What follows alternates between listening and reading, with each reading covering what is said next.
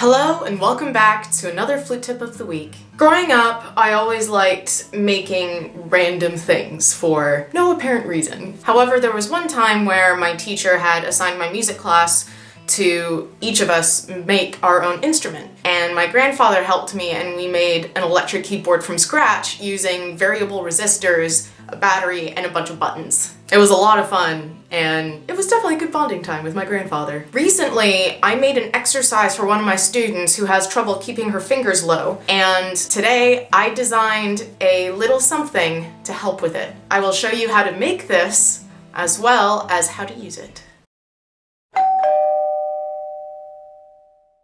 It is important to keep your fingers low to the flute while playing. It helps your technique stay fluid and even, and keeps your muscles more relaxed. For some people, it can be very difficult to get around the idea of keeping their fingers lower to the flute. It might seem as if you're causing more tension in your hands trying to stay in one place, or like you can't really control how fast you go. But really, this is the natural position your hand will rest in, and it takes more force to close your hand than it does to open it. And it really does help in terms of having your technique very even and very quick. Because if you have your fingers going up at different heights, then it means that if they're moving at the same speed, they're never going to land there together. It's like if you have two hot rod race cars. If you set them the same place they need to get to, and they're going to be moving the same speed, the only way they're going to get there at the same time is if they start from the same place.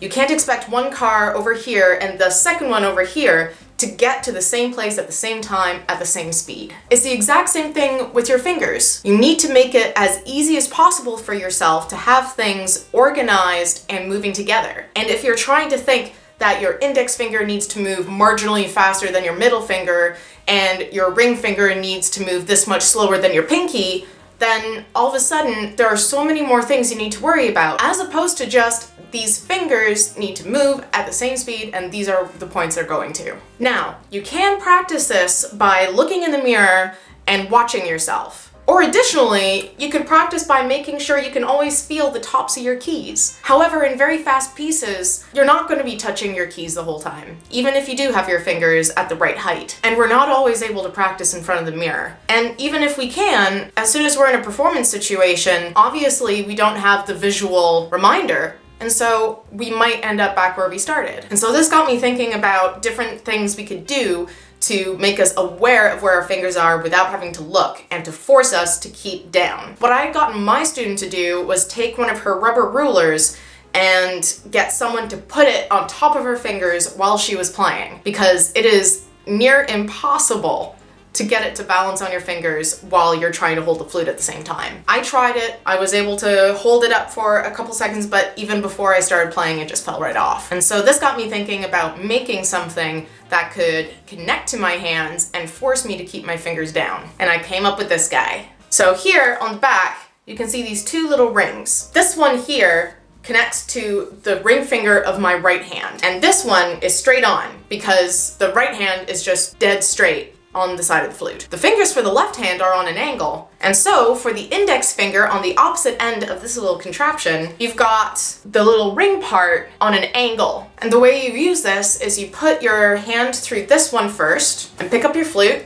and then put your index finger through the other side, and you get something like this. It feels really weird at first, but then as you're practicing scales, you can really feel the difference, and you are extremely aware of what's happening to your fingers. I would not recommend using this for your regular pieces, but I do recommend using this for part of your scale practice. So let's try this with just a D major scale. Please note that even my right pinky is being covered by the end of this paper. And that's just to make sure that it doesn't fly up when I'm not using it.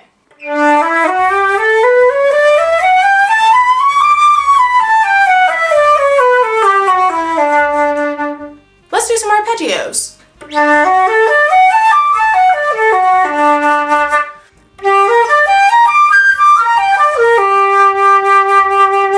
Now, it does buckle a little bit in the center when you move the left index finger, and that can't really be avoided, but you can't put the ring on your middle finger or on your third finger of your left hand because then it gets in the way of being able to cover the tone holes if you're on an open hole flute like I am. Now let's see how it looks when we're doing a chromatic scale.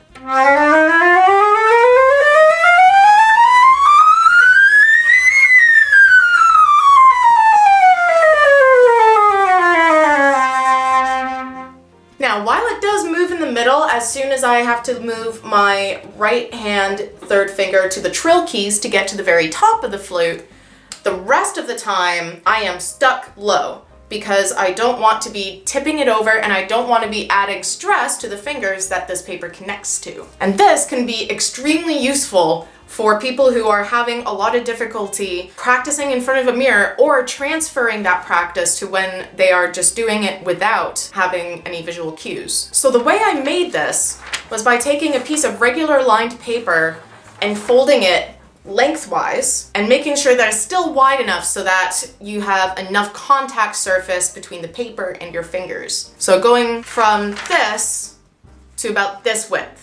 And you can seal that together either with tape or with glue. Then you take little strips of paper, just cut it from the regular lined paper and make them about this wide and about this long. Put a little bit of glue or tape on one end of it and then wrap it around your finger so that it's tight enough to stay but not loose enough to fall off.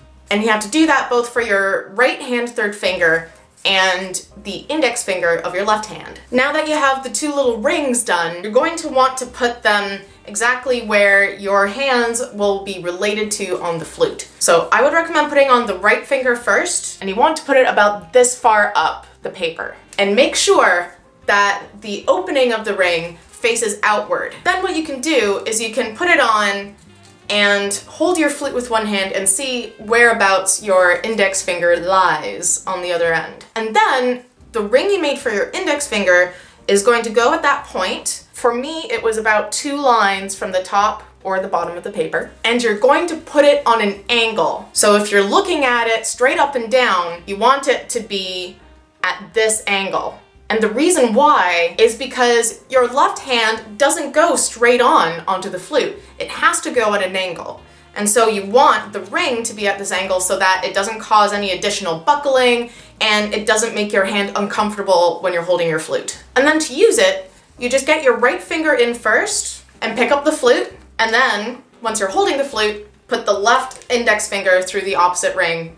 And there you go. I would recommend practicing with this maybe 5 minutes every day during your technique practice. And do a range of different scale patterns from straight up and down to thirds, arpeggios, and especially do some chromatic scales because you want to be able to feel the difference that this makes when you have all of your fingers moving. And always remember that the aim isn't necessarily to keep your hands in contact with the keys, but to keep them low enough so that one, it's more aesthetically pleasing than having someone wave at you with their flute. And 2, it helps your muscles to relax so that your technique can come more naturally. It really is quite easy to make your own little doodad. I shall call it the finger leveler. And really, this is just to make you more aware of where your fingers are going, how far they are, and just the effect that that has on your technique. So again, that tip was it is important to keep your fingers low to the flute while playing.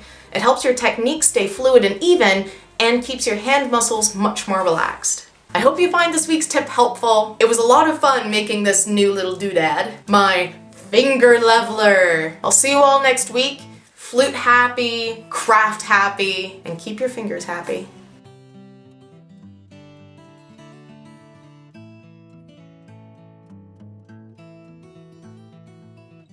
A long time ago, back when I was a wee littlin', my family was getting a portrait taken of us. At the time, I was doing some figure skating, my brother played hockey, and my sister was the only one of us that was really into tennis. And so we decided that for our photos, we would swap some things around. And we also had my mom and dad with us. And at one point, our bird Mindy just flew into the room and crash landed into my dad's head. And amazingly, we had that moment immortalized. So there's all of us, and my dad getting attacked by Mindy. And there's Lindsay back when she had dark brown hair and bangs. And my brother looking terrified of a tennis racket. And my sister looking as if she plotted the whole thing. Mom's just having the time of her life.